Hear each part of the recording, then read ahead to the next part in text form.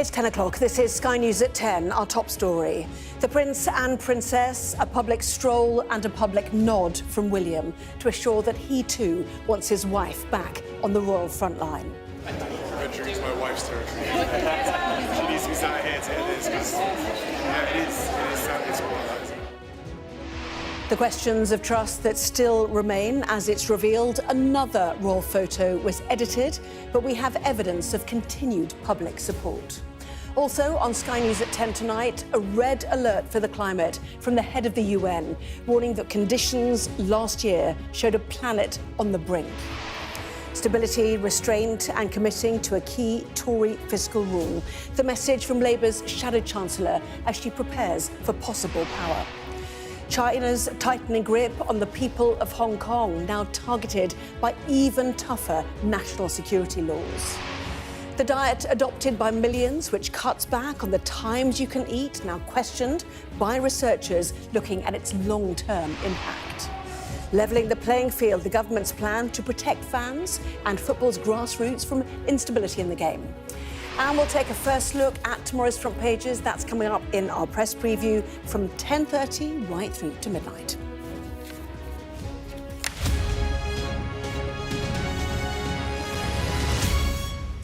Hello there, good evening. It is a saying which has always been attributed to the late Queen Elizabeth. The royals have to be seen to be believed. In the past 24 hours, both Prince William and his wife Kate have followed that adage, though in the princess's case, only after the publication of a video of her filmed by a passerby. Well, it follows weeks of questions since Kate's operation and the release of a photo of her and her children, which it was then revealed had been edited.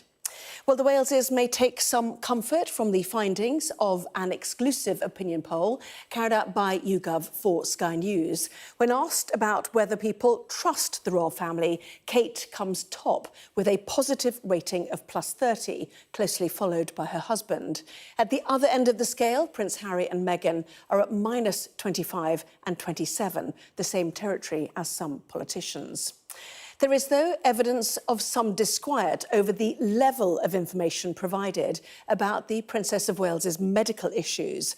Asked whether enough had been revealed about the King's cancer treatment, 64% of respondents said it had been about right.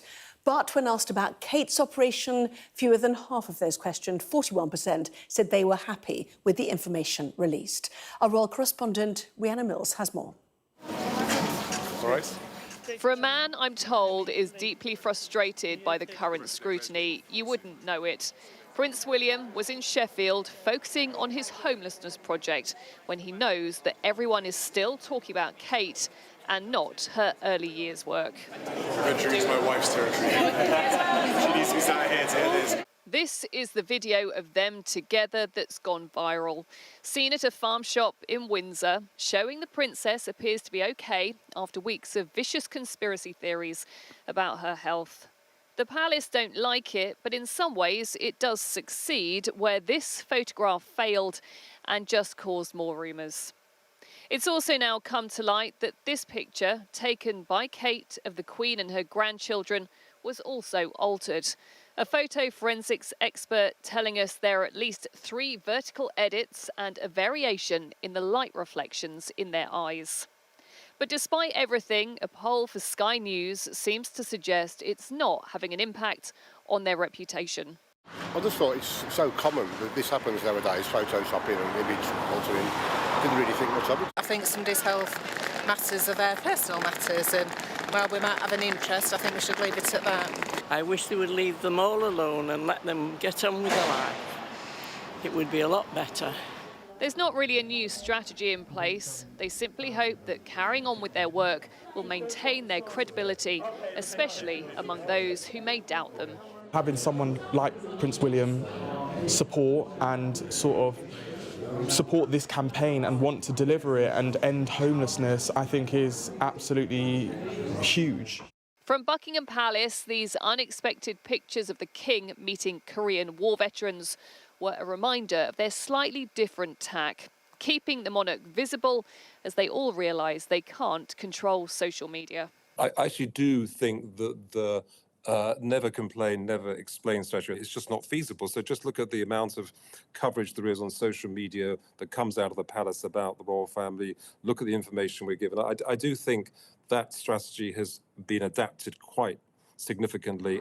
William and Kate's general popularity has probably helped them to get through this in a way that maybe other members of the royal family wouldn't have been able to. But I'm told that both of them do think that at times it has got out of control and keep asking how they can make it stop. Support from the public will come as a welcome relief in what has been a relentless media storm and potentially only encourage William when it comes to protecting his family's privacy. Rhiannon Mills, Sky News in Sheffield. Well, you'll be hard-pushed to hear some of the crazier speculation about the Princess of Wales on television and in newspapers here in the UK. It is a different matter in America, the home of the conspiracy theory, as our US correspondent Mark Stone reports. From politics down, America is the place where conspiracy so often drives the chatter. It also happens to be the place where they can't get enough of Britain's royal family. And so it is then no surprise that the chatter about Princess Kate, as they call her, is in a state of overdrive. We love Kate Middleton and we hope that she's okay. I would say that around here, people tend to like a conspiracy theory. Even if we don't necessarily believe them, people just like, I guess, the thrill of it. We're always fascinated with the princesses of the royal family and what they go through. So I think a lot of people are a little concerned about Kate Middleton and where she's been. On the US talk shows, she is the dominant thread. On The Late Show with Stephen Colbert. To put this scandal to rest, the palace has released the original image of Princess Kate skateboarding over a tiger. Skateboarding, okay. The Daily Show with Michael Costa. There's 3 kids smiling at the same time. As a parent, I know that's impossible. Over on The View, though, Whoopi Goldberg seemed to be the only one with a more reflective take. It's our fault. It's our fault because we bought into this. When you buy into this stuff, when they start doing it to your family or they start doing it to your kids, it's not cute. Of course, it's online where the influencers are fueling all this. Kim Kardashian has been off looking for the princess. Comedian and talk show host Andy Cohen wasn't convinced by the latest image of her and asked his 5 million plus followers for their view. For the record, Sky News' data and forensic unit has used a face matching tool to confirm the Princess of Wales does appear in the video. Let's do it. Let's talk about the first. And of course, as ever, there is an army of commentators out there because where the royals go and when they disappear, the clicks follow. And do you think to an extent that you are fueling that as one of so many people who is, you know, part of the online conversation about the British royals? Yeah, I think there's a way to have this conversation without it going to that level of hysteria and frenzy. And I would hope I'm on the right side of that, just recognizing that there is this interest. This conversation is going to happen whether I'm putting my point of view in or not. The debate has even reached the White House over the past few days. Does the White House ever digitally alter photos of the president, vice president, first lady, or something before they're released? Digitally altered? Back underneath the Washington cherry blossom, though, another view. Don't say Kate Middleton. She's just a human being, you know? That's all I hear on the things. Kate Middleton, Kate Middleton. She's just a woman who had a medical problem. Maybe the view of a less frenzied majority. Mark Stone, Sky News in Washington. And you can be sure there'll be more to say on the Prince and Princess of Wales in tomorrow's newspapers. The press preview is after Sky News at 10. Now, the ambition of global climate talks since the Paris Agreement in 2015 has been to keep global temperature rises below 1.5 degrees. Climate scientists with the United Nations, though, today confirmed that last year nearly broke that barrier and said extreme weather events in 2023 should be sending a red alert to the world. There is, though, what they call a glimmer of hope, as our science correspondent Thomas Moore reports. The world burned, flooded, melted and baked in 2023, smashing records as the impact of climate change rippled around the planet. So great was the pace and scale of global warming that the United Nations World Meteorological Organization has sounded a red alert. In its State of the Climate report, it said air temperatures reached an average of around 1.45 degrees above pre-industrial levels, with extreme heat waves in southern Europe and North Africa. And the ocean too was warmer than ever in modern times, with 90% affected by marine heat waves. Earth is issuing a distress call. The latest State of the Global Climate report shows a planet on the brink. Fossil fuel pollution is sending climate chaos off the charts. Sirens are blaring across all major indicators. Glaciers experienced extreme melting. Those in the Swiss Alps have lost around 10% of their ice in just 2 years.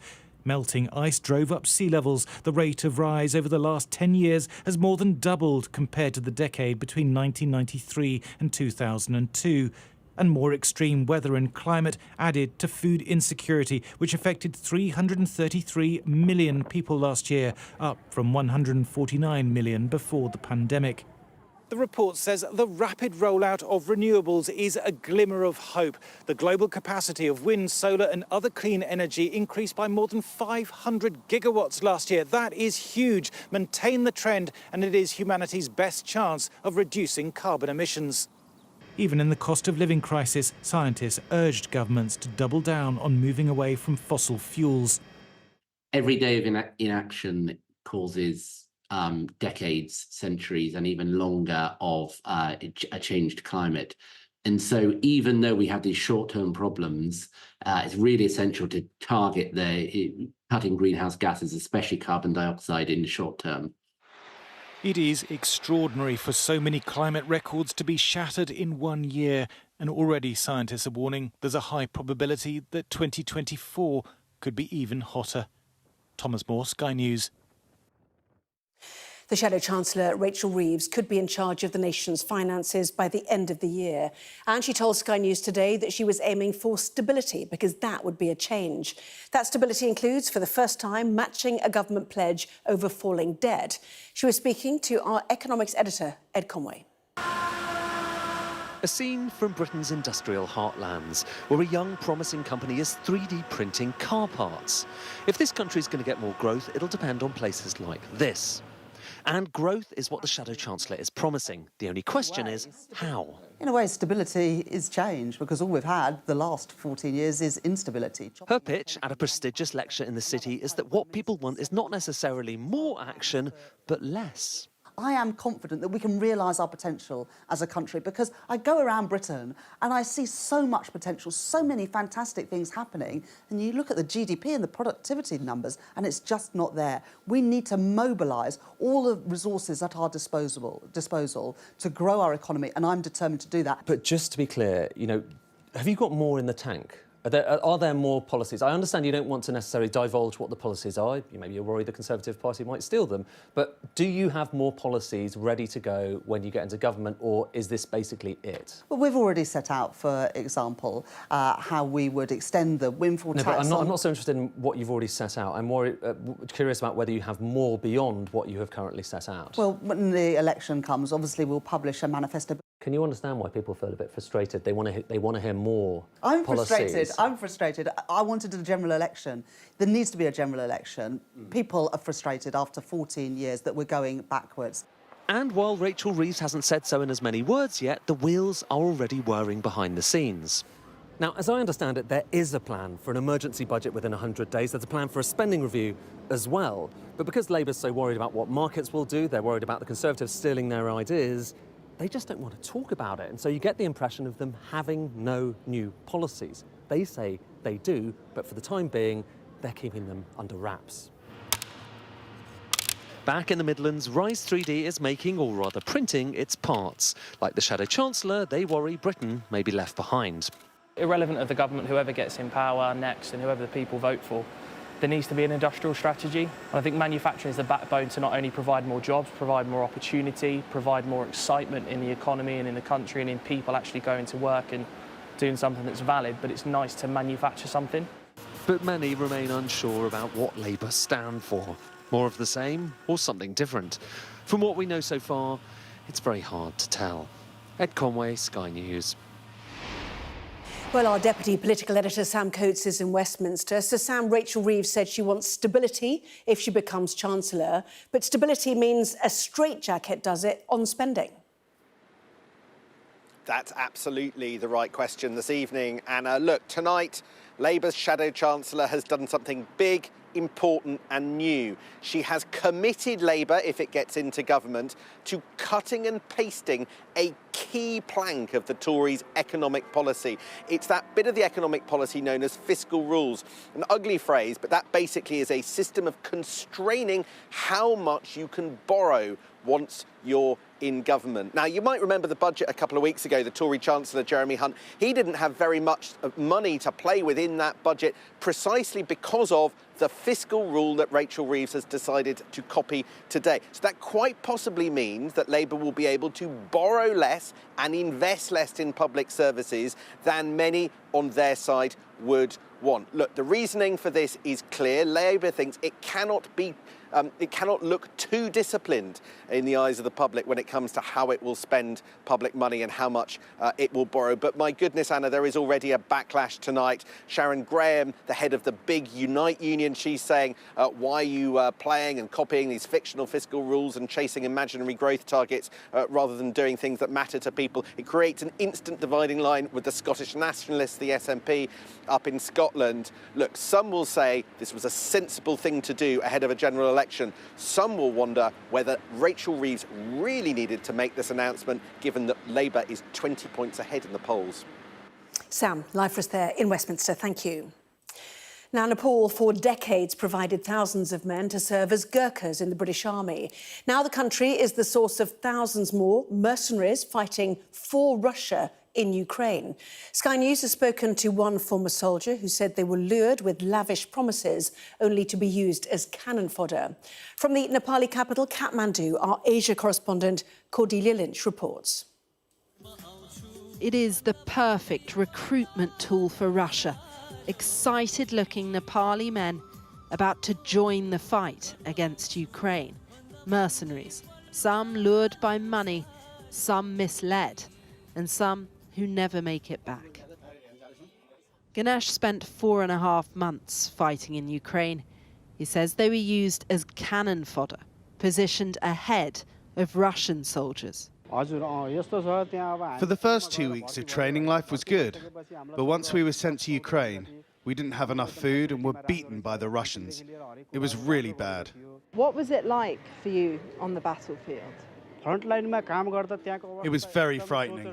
It wasn't man-to-man, bullet-to-bullet. We were attacked by drones, and it was terrifying. The Nepali government has said it's illegal to join Russia's battle.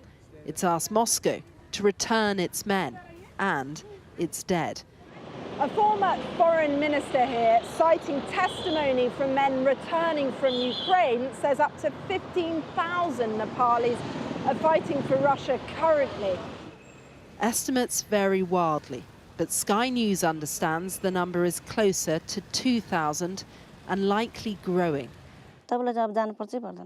Sita is still at least able to reach her husband by phone, but he's injured, still on the front line, with no idea how, when or if he'll get back home. I feel powerless, completely powerless. In the beginning, we didn't hear from him at all, not even one call. When he finally rang, we found out that he was hurt. It's been very distressing. Nepal appears to be at the forefront of a conflict it has no stake in, fueled by those who hoped it would pull them out of poverty. Cordelia Lynch, Sky News, Kathmandu, Nepal. Hong Kong's journey away from the vision of relative freedom within China's very different system took another step today. A new national security law was passed, which makes offences like external interference punishable with up to life imprisonment. The Foreign Secretary here said it would have far-reaching implications. Our international affairs editor, Dominic Waghorn, has more. With these words and this vote, a final nail in the coffin of Hong Kong's freedom. In what was once an assembly of boisterous debate, today just unanimous, tame acquiescence to the will of Beijing. Laws hailed by its man in Hong Kong as vital protection for the former colony. It will safeguard Hong Kong's national security like a big wall around us and take care of all the national security risks that we face.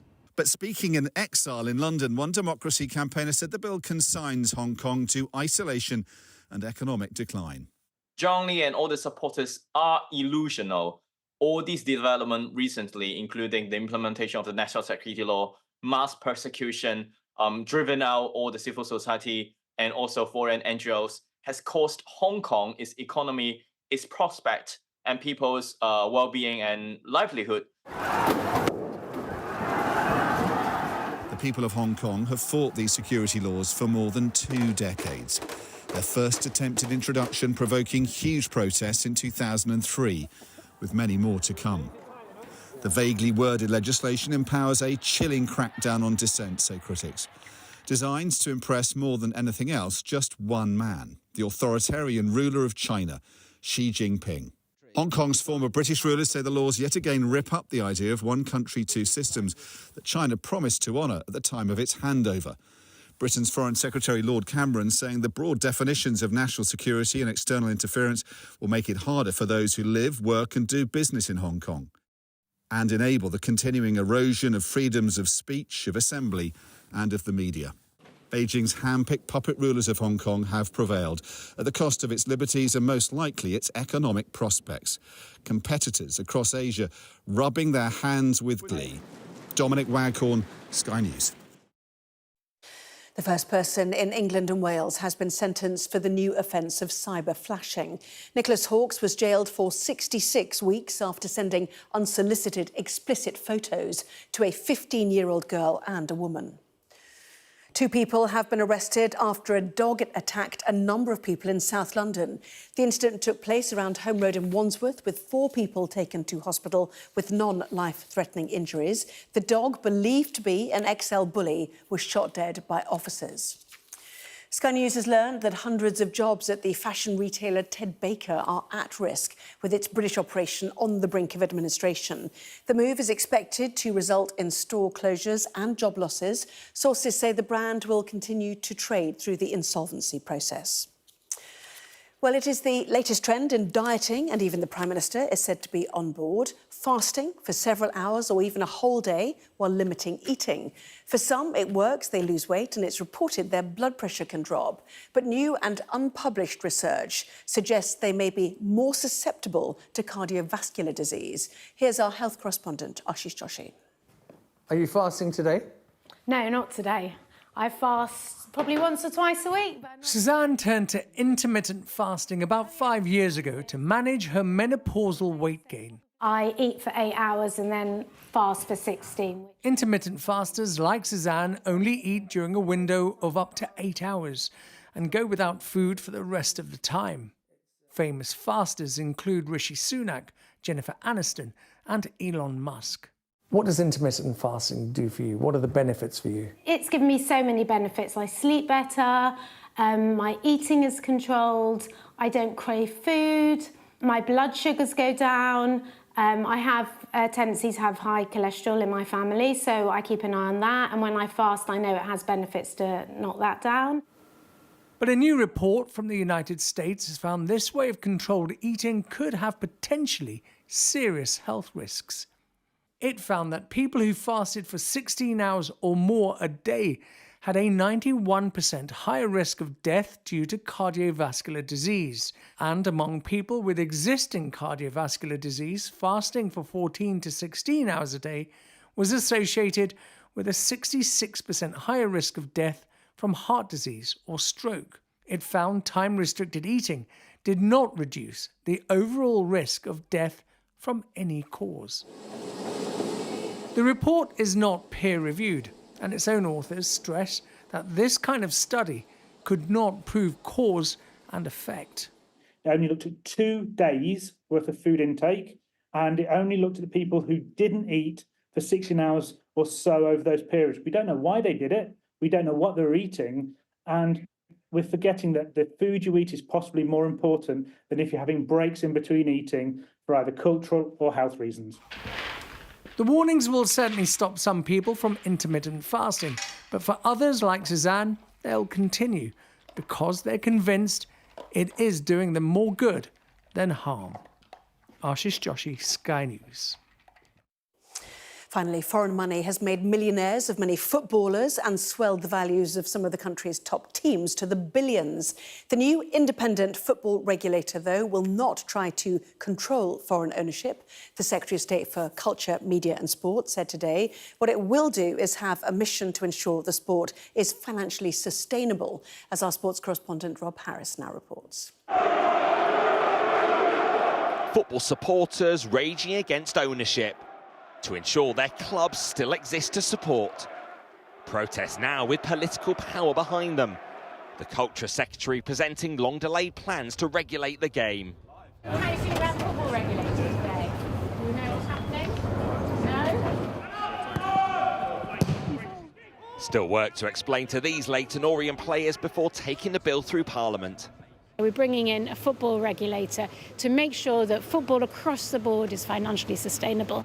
There'll be owners and directors tests, and so you won't be able to own a club if you don't pass those tests. With constant checks on owners and their finances to be allowed to stay in control. Fines for non-compliance, but no points deductions. And restrictions on who can own a club only go so far. No block on nation-states. The football regulator formed from the fury at the failed attempt to create a breakaway European Super League. But elite clubs creating fresh anger, blocking a deal to share more of their wealth. The lower leagues hoping the regulator forces a financial deal with the Premier League. The system we've got at the moment doesn't produce sustainable clubs. It encourages owners to take too many risks, to overinvest, to overspend. The Premier League warns that the regulator could ultimately weaken the appeal and competitiveness of English football. But the government wants to safeguard clubs like this, League One Leyton Orient, which came so close to going out of business. The regulator should give supporters a bigger say, but not all are convinced. I think they've got enough cash at the top. It's cash for clubs like Barnet and below, they can do with all the cash they can get.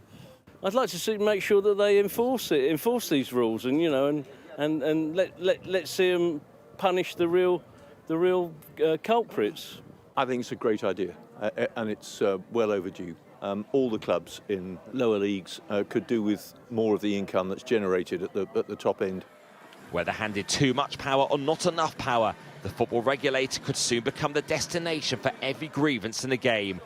The future of the game now being shaped in Parliament, not just on the pitch. Rob Harris, Sky News. Well, that was Sky News at 10. Coming up, we'll take a first look at tomorrow's newspapers in the press preview tonight, joined by Mark Wallace, Chief Executive of Total Politics Group, and Sonia Soda, Chief Leader Writer at The Observer. Welcome to both of you. Among the stories, we will be discussing this on the front of The Mirror, which reports on what it calls Kate's medical records security breach. Back with that and the other stories of the day too in just a moment.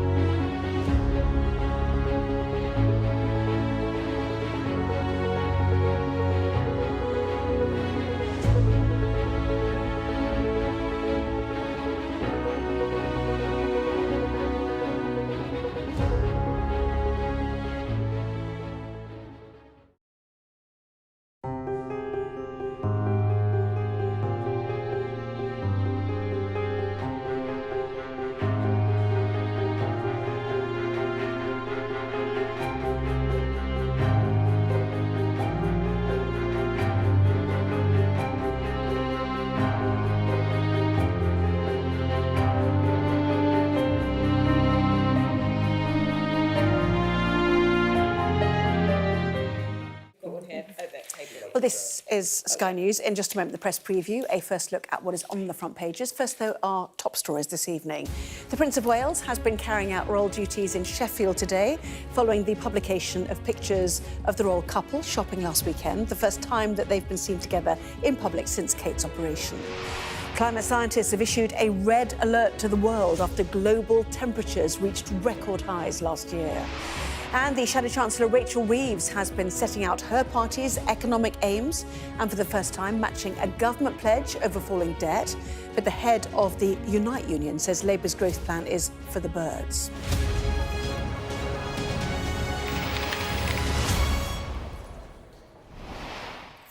Well, hello there. You're watching the press preview, a first look at what is on the front pages. Time then to see what is making the headlines with the Chief Executive of Total Politics Group, Mark Wallace, and Sonia Soda, Chief Leader Writer at The Observer. Welcome to both of you.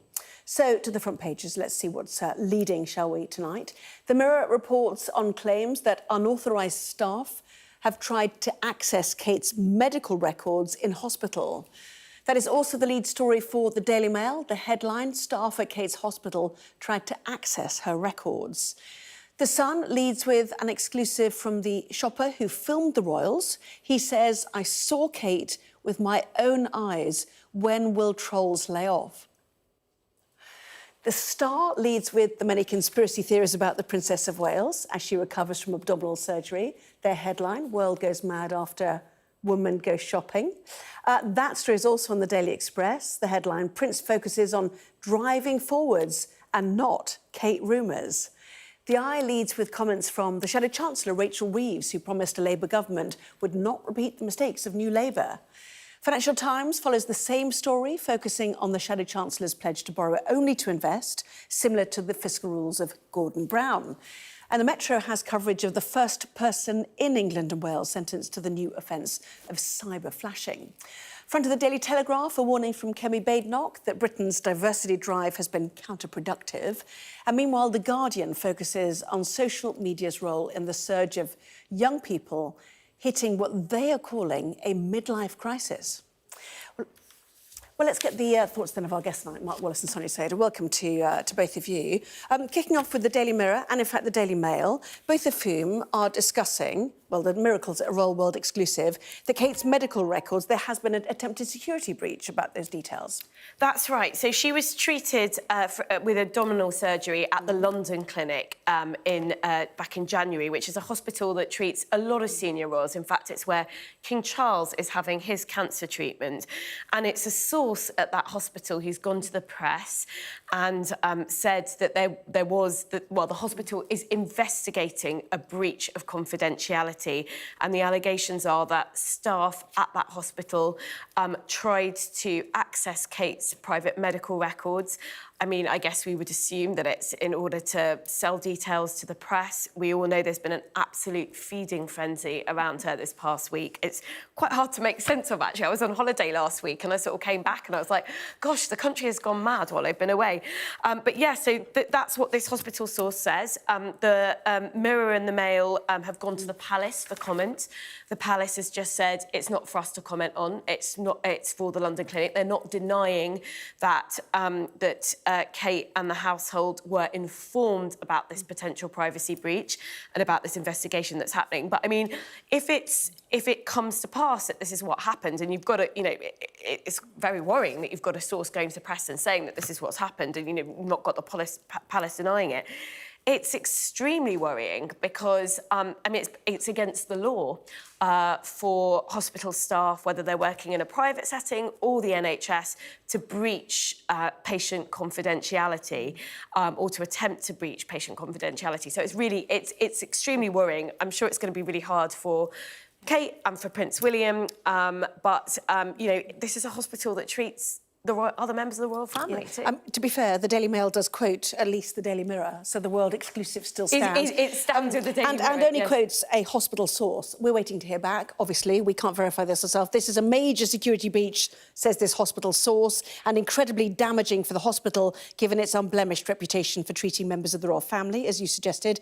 Senior hospital bosses contacted Kensington Palace immediately after the incident was brought to their attention and assured the Palace there would be a full investigation. So we're waiting for some formal announcement from the hospital. But nonetheless, I mean, it's like the world has gone down a rabbit hole with this, don't you think now? I mean, you know, the Daily Star, world goes mad after woman goes shopping. It's kind of true, isn't it? Yes, I mean, the moral of the story, obviously, is that Sonia should not be allowed to leave the country in future. Like a raven leaving the tower, news has gone weird as soon as you went on let's holiday. look at Yes, it's me responsible This for is keeping the somebody's country safe. Yeah, the front page of The Sun, I saw Kate with my own eyes. That has become a headline. Well, this is the thing, but yeah, we're all journalists here. We know that when there's demand, when there's huge focus on a story, when there's huge public interest in, even in the absence of a story, or the story becomes people speculating about where there might be a story, these mad, pretty vile conspiracy theories circling in all sorts of peculiar ways. But it's almost become a sport, though, don't you think, for people now? But as soon it's as like that, baiting. And... But as soon as that happens, what happens is that there's demand, there's constrained supply for news, and like any kind of market, things go crazy. People start doing horrendous things, as is alleged, with medical staff allegedly trying to access the most personal, private thing you can imagine, your personal medical records for any patient in any hospital.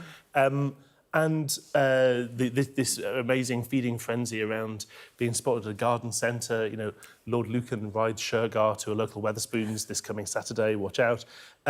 There is a feeding frenzy about this to a certain extent. Things like I saw Kate with my own eyes. This at least is a relatively harmless element of this, partially because it's focused on trying to tamp down. Yes. When will Twas lay off? It's trying to tamp down a lot of this really horrendous. I mean, because I'm not social going to media repeat... suggested it was not a new video and that it wasn't her, and you know. Yeah, well, people were sort of looking at the background and sort of zooming in and seeing Christmas decorations, and apparently they've still got some Christmas decorations up. You know, people have been down to check. So, but it's just a crazy level. Trust me, when we go to the garden centre, you have to drag my kids away from the Christmas decorations at any different time of year. Yeah. So but these, I'm not going to but not repeat. helped by the photoshopped photos. To be fair, well, this yes, is, you know, to that's a certain not extent. helped. But ultimately, what happened was at the outset of this process, the palace said that the Princess of Wales would be out of the public eye until Easter because she was having surgery in hospital. What we've learned so far is she's out of the public eye. Yeah. She's been in hospital. She's not been well, and she's yet to come back as exactly they said at the start. Now, the photoshopping thing, I agree, it doesn't really help in a kind of febrile, brainstorm-occupied kind of social media world. But I'm not going to repeat some of the details of the allegations, the conspiracy theories going around, but some of them are truly horrific, horrible. And what it boils down to is if, at heart, you kind of suspect you might be pretty insignificant, you can make yourself important by imagining you have this ingenious insight. And actually, being gullible is the thing that really convinces you that you have special insight and you're the only person that knows the truth. And that can run around the world twice on social media before one person who saw something with their own eyes at a garden centre can be heard. Yeah, Daily Express points out that Prince William has been out working today, Prince focusing on driving forwards and not the Kate rumours. You know, how does he put it all behind him and not listen to all of this, you know, scramble of ridiculous information that is actually out there? Yeah, there's clearly a bit of a sort of struggle going on behind the scenes to manage this story, isn't there? And, you know, I suspect that the palace thought, as Mark said, we're just going to say she's had, you know, a piece of significant surgery and she won't be working again until Easter, and they didn't think that they would have to do that much more. There was a vacuum, people tried to fill it, and then actually, you know, we have this story about someone, I'm pretty sure that was done with probably tacit palace approval. There's a reason why they went shopping at a garden centre, and I don't think the palace would have been too upset about the fact that this footage got published, because actually, you know, and I suspect they thought it would help. And then, but it feels like the atmosphere has just become so toxic and crazy that actually everything that you do to try and manage the story and dampen it down kind of fuels a new conspiracy theory. Yes, but I suppose the vacuum was partly filled by William having to, at short notice, pull out of a memorial service. Yes. So that was, you know, one of the triggers. But Tina Brown, who wrote the brilliant Palace Papers, said tonight, the photo, the Mother's Day photo, at that point, you could just put a little Zoom video out, you know, less than a minute, you know, you're in vision, you're actually real. So the Palace comms need to take a long, hard look at themselves. You're frowning at this suggestion. You could do that, but the point is that we don't actually have a right to know literally everything. Because she's off the clock till Easter. Yeah, but you don't have a right to know everything about all of their lives. The rest of the time, everybody's spent the last kind of 20, 30 years saying, gosh, actually, isn't it really important that we're much more grown up now, that we don't feel this prurient need to be over their shoulders in their lives all the time, constantly chasing and badgering them. What I find really weird, I don't know about you, I keep getting, you go anywhere with like non-journo kind of people, circles, and people ask you, I was at a birthday party the other day, what's really happening? Disproportionately, the people who I know who spend the rest of their lives telling us they just don't care about the royals are the ones who just won't shut up about this. And it's really interesting, underlying this, there is still a really remarkable importance to this institution that people kind of feel the need to know all about it. But is this shaking them? Is this causing long-term damage? For example, top of the Daily Telegraph, how the palace lost control of the story, video of the Princess of Wales's farm shop visit deepens the crisis for the royal family. I know you don't agree with that statement, for example, but, you know, is this a loss of control of a story, and has it got a lasting impact? I mean, it is a loss of control of a story, but in the modern world, I don't think you can control every single story. And I think if you really try and grip this to the extent that you start feeding the most prurient kind of invasive elements of it, then what you're saying is here's a license for the future. The most bonkers people on the internet will be able to wave their card at any point, and the palace will jump to answer them to give proof of life. Fair game. Does she have to have a dated newspaper while she's talking? I mean, Proof just of to life show video, you mean? But that's basically what's being asked You know, for that by could some be a of these people. conspiracy too. Of course. We're looking at this. Fixed newspaper. Look, this is all tomorrow's newspapers, and here we've got them today. Outrageous. Yeah, interesting. OK, we'll see if it dies down at all, shall we? My or prediction if they would be produce no. something. OK, right, fine. Should we move on? Yes. Let's go to the Shadow Chancellor. Big speech today, or this evening, rather, and is talking about how she will wed herself to Tory rules on spending and borrowing, to which one union boss has said, you're straitjacketing yourself. And what does this mean for all the elements of British society that needs spending, basically? Well, so the Shadow Chancellor has made noises in recent months about Labour being very disciplined when it comes to fiscal rules. But we've had a little bit more detail of this major speech that she's given today. And what she said is two things. So first of all, Labour will only borrow to invest. They won't borrow to fund what's called current spending, so, you know, running hospitals, but they would borrow to invest in the technology that could make the NHS more efficient. So that's one thing, and that's got echoes of Gordon Brown's rule. The second thing is that she said that they will stick to Jeremy Hunt's fiscal rule, which is that debt must be falling as a share, be projected to be falling as a share of GDP in 5 years' time. Now, it's interesting, the director of the Institute for Fiscal Studies, Paul Johnson, has called this a basically silly rule because it's so arbitrary, but it does tie chancellors into OBR forecasts in terms of what they can do. What does this mean? That's all very technical. What does it mean when you take a step back? Well, it means that there's a challenge for Labour because on the one hand, they're saying, we are very fiscally responsible. We're not really going to do anything different to the Conservatives. Fine, that will convince people that they can be trusted with the economy, perhaps. But on the other hand, that means that they are attached to the Conservative macroeconomic worldview, which is that you get growth by cutting taxes, and that's it. And actually, that's not what the evidence shows. And what the evidence does show is that you have to have decent levels of both public investment and business investment to act as an engine to fuel the economy. Now, Labour was quite attached to that idea. It had this plan to fund £28 billion a year of green investment, greening the economy. It has now resiled from that. So its plans for investment are still a bit higher than the Conservatives, but they are nowhere near where they were. So two big questions. One, how you get growth under a Labour government. And secondly, how you get spending. Because all those people who want the nearly 8 million people who are waiting now for their treatments, to have some sort of resolution for them, to get people back to work because there's nearly 10 million vacancies. Where's all that going to come from? And particularly if over the last 14 years, your critique as not just this leadership of the Labour Party, but the wider Labour movement and the left generally in the UK, the critique of largely Tory policy hasn't just been that it's mistaken or misplaced, it's been that it's morally wrong. And what I think this is giving us a little bit of a preview, this disagreement between Rachel Reeves and Unite, the union this evening. Yes, we haven't quoted, have we, actually, the leader of Unite, who says basically the word was straitjacketing, and the quote was, let me find it very quickly, Sharon Graham, General Secretary of the Unite Union, was scathing, if you stick to phony fiscal rules, rule out taxing the wealthy and pander to the profiteers, you end up in a straitjacket of your own making. And I think they say this is for the birds, which is one of those things that only people in politics say, that nobody else understands.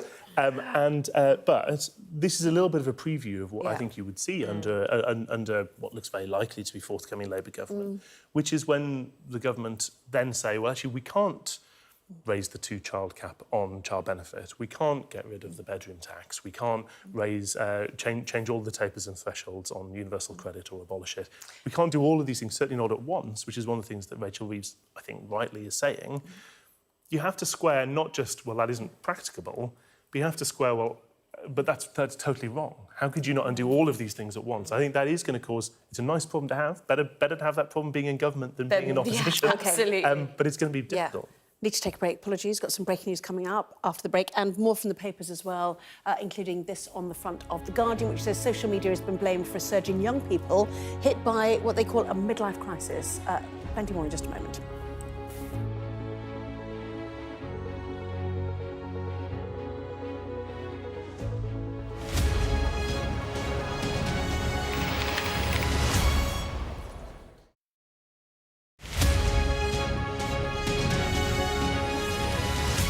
So every year we invite our local Muslim neighbours and those further afield to come in and break their fast with us. We study together looking at a certain theme each year. This year we looked at the theme of friendship, and then we break bread, literally, together. We hear the call for prayer on our bima, on our ritual stage, and then we eat and we sit and we talk for hours often. It's enjoyable, it's really interesting, and I think it's needed. A massive reason why I do the interfaith work that I do is based on Islamic teachings. And I try to revolve my life around the Holy Quran, and the Holy Quran teaches us that as Muslims, we have a duty to protect people of all faiths and religion and to protect places of worship. So working with Aelith and going to the iftar during Ramzan is something that I really look forward to. And I've been there more than once, and it's been incredible. Definitely. I think that Islamophobia and anti-Semitism are on the rise. And the only way that we break down those barriers is by having really deep, meaningful conversation and building relationships. Friendships are the most important thing that we can offer one another at this time.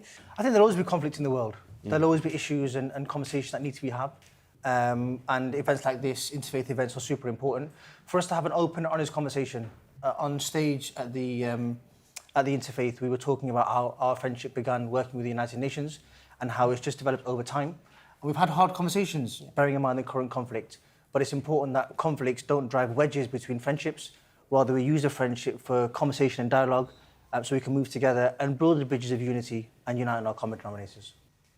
I think we are modelling what this can look like and what real dynamic friendships look like in the world.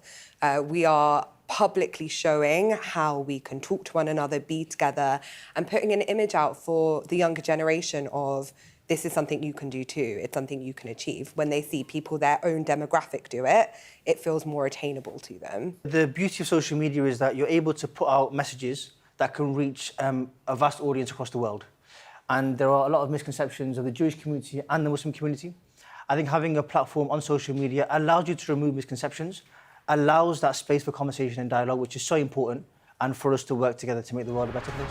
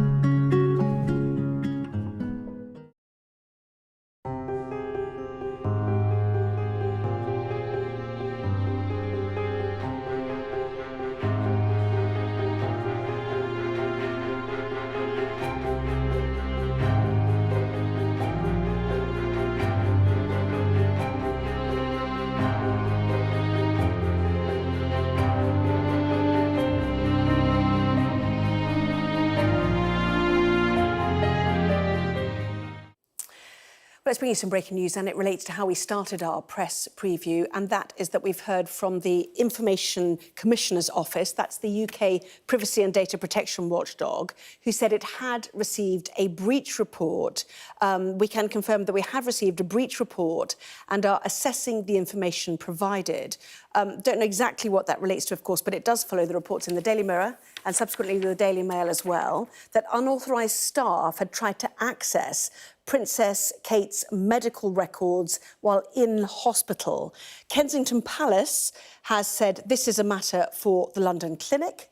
The newspapers are certainly reporting a hospital source telling the Mirror that senior hospital bosses contacted Kensington Palace immediately after the incident was brought to their attention and assured the Palace there would be a full investigation. That is the source quoted by the Daily Mirror. But in terms of confirmation of this story, an Information Commissioner's Office spokesperson said we can confirm we've received a breach report and are assessing the information provided. So it seems an investigation is underway. So let's go back to Mark Wallace and Sonia Soda. Welcome back to both of you. Forgotten where I'm going to now. Oh, yes, right, social media, midlife crisis. This is the lead story for The Guardian, Sonia.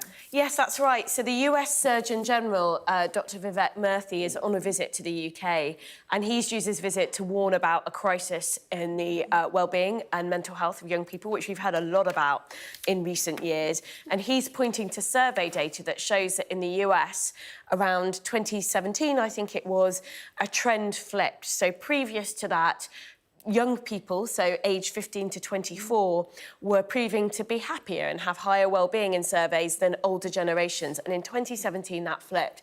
He's linked it to social media use amongst young people, saying that it's unsafe.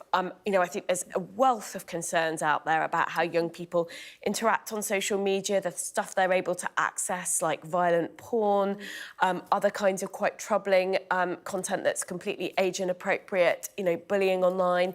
And so he's making that link, and it's a link that lots of other people have made. So I think it's yet another voice, and a very well-respected voice that's, you know, that's kind of very evidence-based, using it to sort of talk about this crisis.